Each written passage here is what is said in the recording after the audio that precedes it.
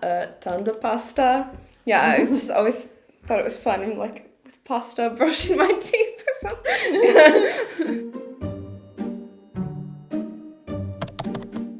I like how Dutch people also combine two words together, and they have, and as a result, you have completely different meaning. You look at the word in Dutch, you don't think much, and then you translate it to English, and it sounds stupid. For example, you have part, which is horse, and also nail.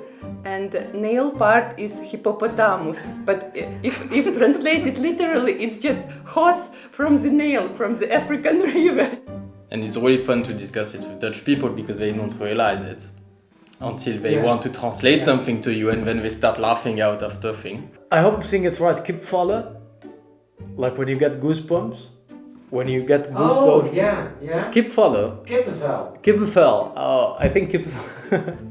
I think kippenvel is very funny. My really favorite word is, let me say that right, bospadenstol. Usually in Dutch you can combine words to come up with a longer word, but still the meaning still like is related to the thing that you're trying to say. And then if you think of this and you try to apply this logic, then stool, then you start by a chair, and then pod, which is like a toad or frog, and then a frog on a chair, and then you have boss, which is a forest. So there is a frog sitting on a chair somewhere in the forest. So you start imagining, these Disney stories with frogs and lakes. And then it's a mushroom, but a wild one. I'm enlightened. Yeah.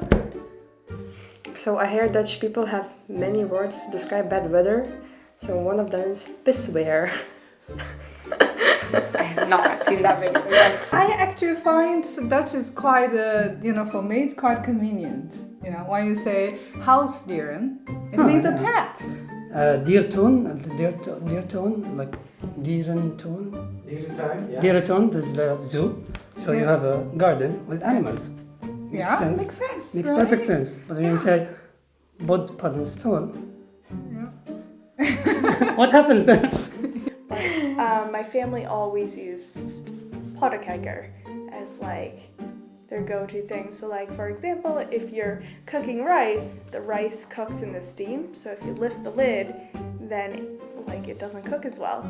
And so I would always want to know what was going on. So pottekijker is like, don't be nosy.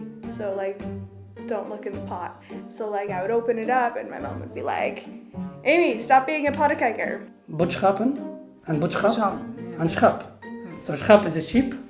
Bod is like an offer or a bed. And then boodschap is a message. And you have many messages, they happen to be boodschappen, which is your groceries. How is that related?